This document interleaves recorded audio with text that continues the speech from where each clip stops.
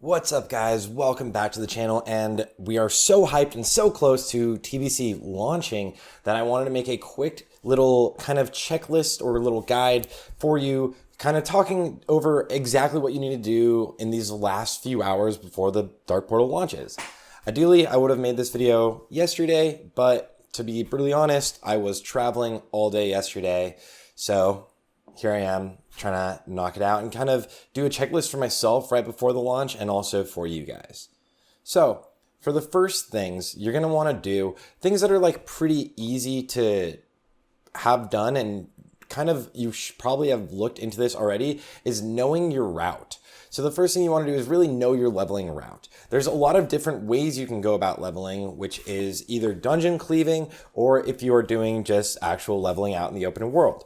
So far, the most layers I've seen is 7 on one server, so it might be okay to level in the open world, but I would highly doubt it. Even with more layers, there's just so many people playing that it's going to be very, very hard to pretty much do anything out in the open world, at least early on if you're doing Hellfire Peninsula right away. Then from there, I guess the first thing with the populations would be ASAP log your character in. If you have, I don't know, remote desktop or whatever you need, if you're at work, log your character in, keep your character logged in. Because if you get logged off, you're going to be hit with an insane queue. We're like 3 or 4 hours ahead, and there's already a couple hour queues on some servers, and it's just going to get way worse. So get your character online and just stay online. You don't have to do anything online, just pretty much stay online. Now, from there, you kind of want to prep like what you're doing with your group. If you're running with a dungeon group, you need to know the group already, and everyone kind of needs to know each other's kind of schedule. Like, are you planning on going until level 70? Are you full tryhard? Like me, ideally, I will go all the way to 70, but people in my group might be taking breaks eventually. So then you'll want to know and plan where you're going to go quest during those times. Also, you need to know if you need substitutions in for the group if things like that happen. With the group, you can set up your pre-quests, and if you haven't done this already, you have a couple hours to just knock out while you're online if you're actually going to play. If there's nothing else to do, then get your pre-quest done. Just knock out any quests you can find, and then you can turn them in before you move into Outlands. You can get apparently 62, but I haven't seen the numbers to confirm that actually. But you can get 25 quests done because your quest log, and then also more quests if you just buy items off the auction house.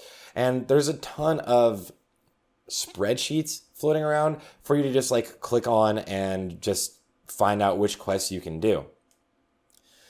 Then we're going to want to look at our UI. Basically figuring out your UI and like what add-ons you really need. Here, I'll show you guys my screen. So what add-ons you really need. Now, if you're leveling out in the open world, a really solid one is the Rested XP add-on. This is basically a guide. It's kind of like Azeroth Autopilot, telling you with an arrow exactly where to go, where to turn anything in.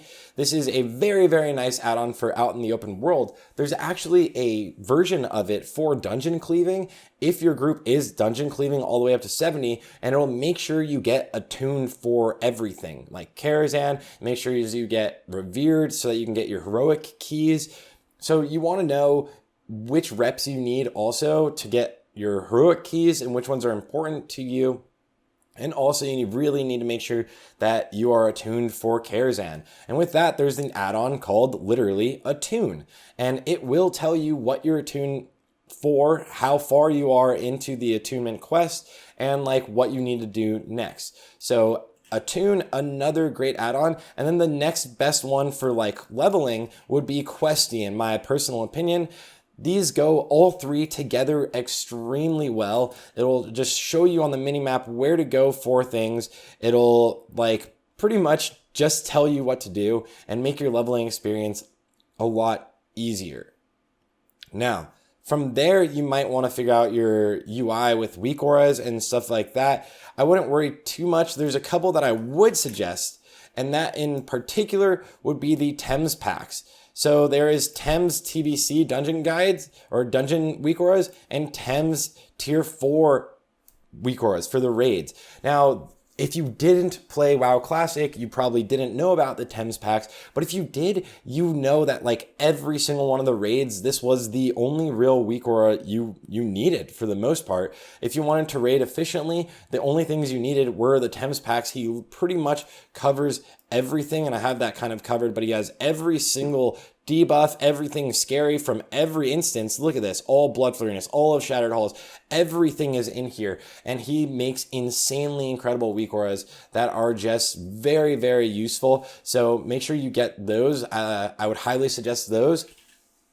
For a rogue, if you like rogue weak auras and you want something that tracks your combo points, your energy, and your energy ticks, I do in my Discord have the rogue weak auras, and I don't even think I have them loaded on this character. Here we go. All right, I do in my Discord have rogue weak auras as well. That'll track slice and dice, energy ticks, weapon swing.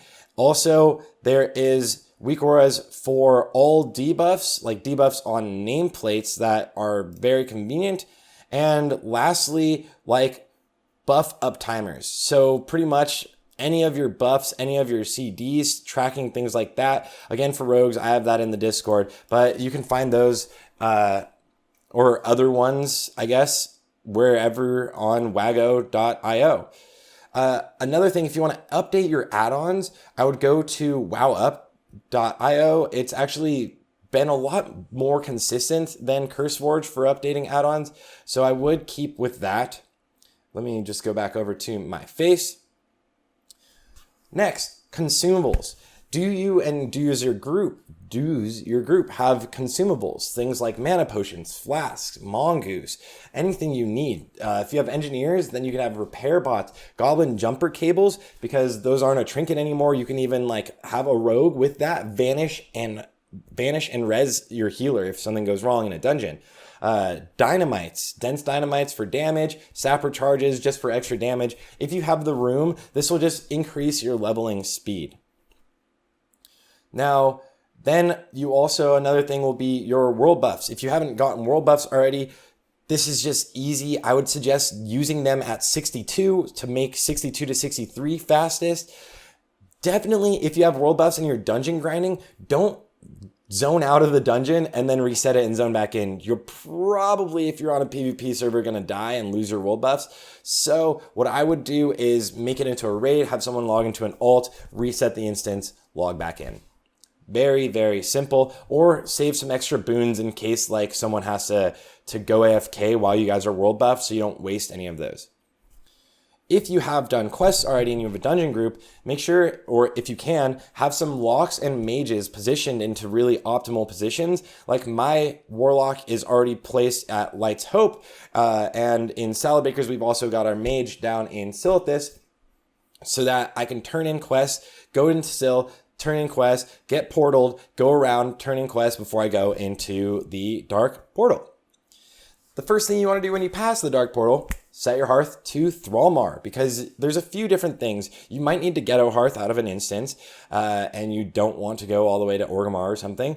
And you also it'll be helpful for turning in quests and moving on quickly. So you're probably going to go into either Ramparts or Blood Furnace right away, and then you're going to move on if you're doing a dungeon cleave. If not, even if you're just normal leveling, set your hearth to Thrallmar, unless you're actually going straight to Zangar Marsh to try to get ahead of the curve, and then you can do Cenarian Hold, whatever it's called. Last couple things, okay? Real life. So if you're gonna no life this, like quite a few of us are, you need to kind of set up your real life and let people that love you and that know you know that you probably won't be very responsive for the next couple days. You also will just be playing the game, and you probably want some energy drinks. This is something that you're either gonna be pounding coffee or need some energy drinks. And also as hard as getting meal prep. I'm meal prepped. And I think I mentioned that earlier. But there are energy drinks that are really nice and have basically no sugars, no carbs, and they just give you BCAAs called Fission Energy. You don't have to use this as an energy drink, but if you have whatever will keep you up, make sure you're kind of using that. If you want to try this energy drink, and it pretty much can also just be a water bottle, so that right now I have it turned down to just water. So you want to stay hydrated for this journey, then there's a link in the description for those.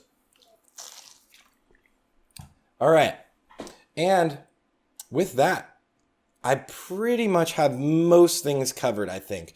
If you want to, you probably should make sure you do hydration checks pretty often, posture checks pretty often, make sure you stretch, make sure you do get your sleep, but try to plan your sleep schedule around the cue times if you are planning on going very hard, because it's going to be pretty bad for a while getting into any of these servers, any of these mega servers. And other than that, guys, just good luck. Like, honestly, the best of luck to you guys. I will be out here streaming my whole journey. I'm even at my parents' house to make sure that streaming goes well.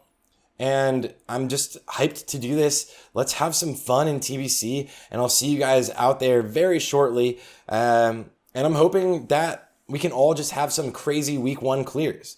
So let me know if there's anything I forgot in the description, but let me just get this right out there to you guys. And again, good luck. I'll see you guys on the next one.